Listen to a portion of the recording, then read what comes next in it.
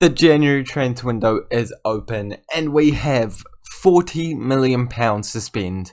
If we adjust it all the way, we actually have £65 million to spend. We've already made some deals, but I actually have no idea what I'm going to do with that budget. I need to work it out soon, as it is the 16th of January.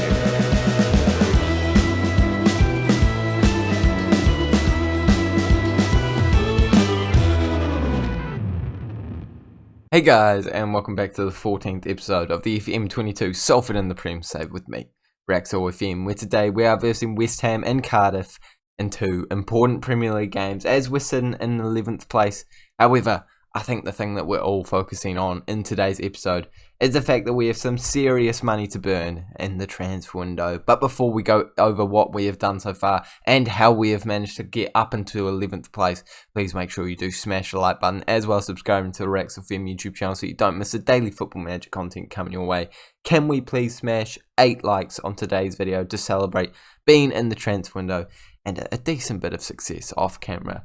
So without any further ado, let's jump into what has happened since last time we saw each other. It's not been that insane, but I think it's been better than you would have expected based off the teams that we have there. So yes, there has been some losses in there, but Everton, Liverpool, Man U, Man City and Sutton were the teams that we versed. And we managed to beat Everton, draw to Liverpool, actually put up a decent fight against Manchester United, but of course they're a bit better than us. And again, same situation, Fagan Walcott getting sent off in that game did not help at all, and then beat Sutton. So, I mean, it's not beautiful, but it's not terrible, and it does mean we're in 11th place. I can't actually remember where we were at the end of last episode, but that's not a bad position to be in by any stretch of the imagination. But what you all want to know is what we've done in the transfer window.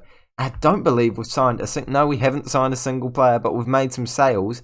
And I mean, they're just as, no, they're not as exciting, are they? But Tony Latto, is the first man to leave the club. A bit of a legend of the club, I will say. You know, he's helped us go from the Championship to the Premier League and helped us stay in the Premier League. But now we have sold him for £2.5 million, almost double what we bought him for. So very happy with that fee, and happy to see him going and getting some game time over in Italy. Daniel James has left the football club as well. Him going for 8.75, a very tidy profit for us there. Never the best of players, and this year didn't get much game time at all. So I think it was the best decision to cash in on him while we still could at 29 years of age. So I think that's a pretty good transfer figure as well. Darragh Rice has gone back out on loan after coming back, and Callum Wilson has also left the club for £500,000. Not a bad fee once again.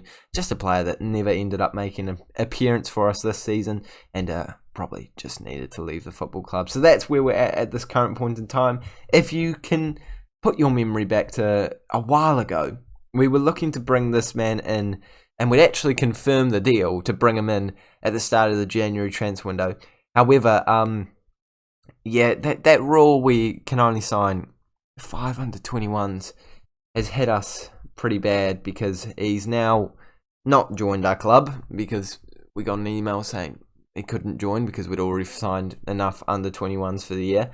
So he's now probably going to go to Liverpool, Juventus, Monaco, Inter, like a good football club.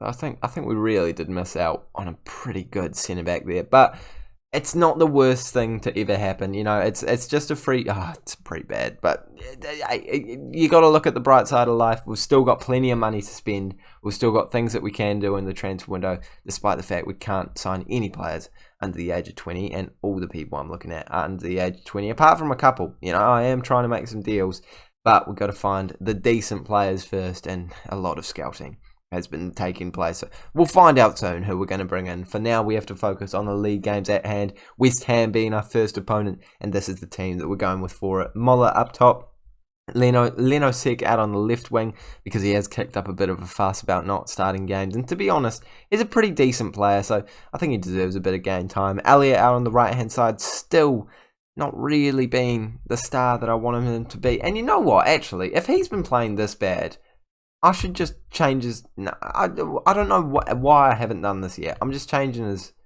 role. Inside forward on support. Let's get Leno Sek, winger on attack. We've got Olivieri in there. Ivancevic, who has been starting a lot more games for us. I actually really rate him in that box-to-box midfielder role. I think he's going to get better for the future. Going to be a brilliant midfielder for us. So I'm happy to be starting him for now. We've also got Fagiolo in that CDM spot because unfortunately Calderon has picked up a knock. We've also got someone else out at Iheanacho still out, and Pellistri, not that Pellistri is exactly playing a lot of games for us. Bogle, Fagan, Walcott, Cabraja, Ranieri and Koval rounding out the rest of the side. Pretty confident with this team, but this West Ham team have just sacked Gareth Southgate actually, so they could have a bit of a resurgence now that they've gotten rid of their manager who wasn't performing very well, as we can see there from their record. But there's not too many players in their team that really frighten me. The fact that they still have Declan Rice is a little alarming, but as a CDM, you can't expect them to do a whole lot. Diaby and Vlasic could also be very good players at this point in time, so you never know. They are attacking in the first opportunity, hitting it just over the bar. There could be a decent shout for them to win this game. But come on, we've been in all right form. We've just beaten a Sutton side 4-1. Hopefully we can take that form with us into this Premier League game as Cabraja moves forward, looking into Olivieri, who by the way has asked to leave the club, but I convinced him to stay because I promised him a bunch of game time, which is why he's starting over Silva at this current point in time. But he's actually been doing quite well, so still finishing that one off, and as soon as that game time promises is done, you best believe Silva's going to be starting for us once again. But decent opportunity for us there, and it's now showing that we're probably about even in terms of chances created. 2 shots each, 57% of possession for us, so arguably the better side. But now they're coming in with a couple more shots, and proving that possession doesn't mean everything. But this one might be our chance, as we do have the ball. Moller looking for a ball, finds Lenosek, plays it back, open goal, and Ranieri can't even get it on target. Now that is slightly disappointing, but hey, no, that's really bad actually. You've got to at least get that one on target, Ranieri. That is a very good chance for us to go 1-0 up, but we've taken it and not really taken it at all. So I'm not happy with the performance so far. We've gotten a knock to Harvey Elliott, so I guess he's going to have to come off for the second half of this game, and we'll bring Makengo on as an inverted winger on support. He seems to be doing okay coming off the bench. Still got a massive potential. So it's kind of hard not to start him at this point in time. But with Lenosek, Makengo, Elliott, a lot of youngsters want to develop for the future. It's hard to justify starting each and every single one of them, especially with Nygren also playing brilliantly out on that left wing role. I think he's going to kick up a fuss soon too, because I kind of had to promise him playing at Cam a while ago, and he's not been playing at Cam at all. And last time someone kicked up a fuss about that was John Jules, and I think he was going to leave the club if I didn't promise him to play striker. So yeah, he might kick up a fuss. I'm not promising him to play central attacking midfield. It was like already locked in when I started contract negotiations, and then it was one of those ones where he came to me and he was like, "Oh, can we discuss a new contract?" And if I didn't do it, then I would have been in trouble. So no matter what, I couldn't win. But I tell you what's happening right now: we are winning this game. It's I might not be winning with the Nygren situation, but I'm winning with the Makengo substitute and the Lenosek assist. That is brilliant link-up play between 2 wonder kids in our team. No, it's not actually Lenosek. Sorry, it was Olivieri, another wonder kid in our side, of course. And Makengo comes in, finishes his dinner off the bench, and he's proven that maybe he does deserve to have a shout for that first team spot ahead of Elliott, who has just gone out with potentially an injury. So it could be a good opportunity for that young man to come into the 11. And we are going to bring Silva on for the last 10 minutes of this game. I think I'd rather have Olivieri as the box-to-box midfielder, although I have made the substitute. I will make the last one as well. Who is the most tired of the play? I mean, Bogle's got a yellow card, so I feel like that immediately says to me, you should bring him off, just to be safe. And in these last couple of minutes, I think defensive solidity is really important. I think we might have just done enough to win this game against the run of play, which I think is overdue, but I do feel kind of bad for it, because, West Ham on a bad run of form, not doing that well, and we've come in and beaten them almost undeservedly, but you got to take your chances, and we did take the chance that came to us. Well done to Makengo. Harvey Elliott only out for 1 to 2 days. Look at his stats, man. How is he this bad? If anyone has any ideas how to use him better, please let me know. Maybe I should just play him as a inverted winger on support, because maybe that's it. I don't know, but he's quite good on paper. he just doesn't play well in game. Like, his stats are horrific. 16 starts, 4 assists. It's not good at all. So if we can get him turning into a beautiful player, we could actually skyrocket up the league table. Makengo currently making a good statement as to why he should be starting. I'm actually tempted to start him, but we'll see what happens in between now and next time we see each other. Hopefully, I can get a couple of deals in the works. Don't think anything will be confirmed. Of course, you're going to have to come back for next episode to see all the stuff that we do with our money. But scouting is well and truly in the works. Let's go potentially start some deals, and let's go versus Cardiff City. Yeah, no, we didn't do anything. But in my defence, it was like 4 days. So, can you blame me? Kind of. I did put transfer. No, I went over the stuff I'd done, so you did get some transfer gossip. This is the team that we're going with for today's game. Mola, Leno, Sek. Okay, it's the same as last time, apart from Makengo has come into the starting lineup. I think he deserves it after scoring that goal. I think that Elliot needs a bit of a shake-up. And I might even discuss something with him. Worn player, recent form. Don't worry about your goal drought, mate. Yeah, don't worry about it. Next time I will say, stop not scoring.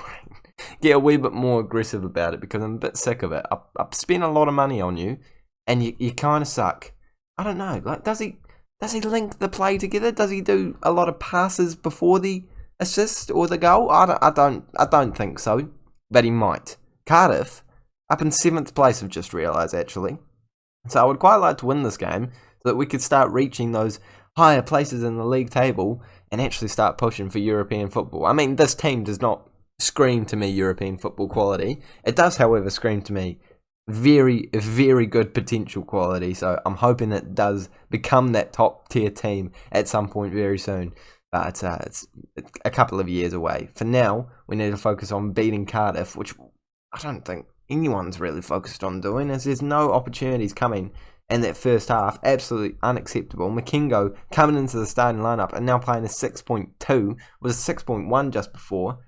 Can we see some opportunities in the second half of football? 55 minutes gone, still no opportunities to be talking about. 7 to 5 shots. I mean, surely a chance has got to be coming around the bend. And surely I've got to make a change to try and do exactly that. Look, I had a word to him. This could be his moment. If he comes off the bench, turns into a hero by scoring this goal here, then it looks like it could be an uphill momentum switch for the man. As it stands right now, nothing is still happening after 75 minutes of football, and I have to change the striker because Mola is suddenly absolutely exhausted. How is Fernandez now considered 2-star currently? He was 3-star when I first signed him. He's not been doing that bad. I think he scored a goal in the Premier League. Now, this isn't even a real highlight. Like, you're trying to tease me with fake highlights, acting like it's a real highlight. I expect a highlight during this game, Football Manager. That was not a highlight. 10 minutes to go. We've been the better of the two sides. I'm not going too attacking, but I am going to encourage the boys, go positive, and hope that we score a goal from this opportunity. Come on, puts the ball into the mixer. We win the knockdown eventually. Olivieri doesn't get it, but Bogle gets it straight back. Fagan Walcott, Fagiolo, into Cabraja, back into Fagan. Fagan marching forward, doesn't find anyone with that pass, but I think we're going to get it back. They're going to... Oh, Fernandez! We love him. We absolutely love him. It's not Elliot. I probably would have preferred it to be Elliot, to be honest.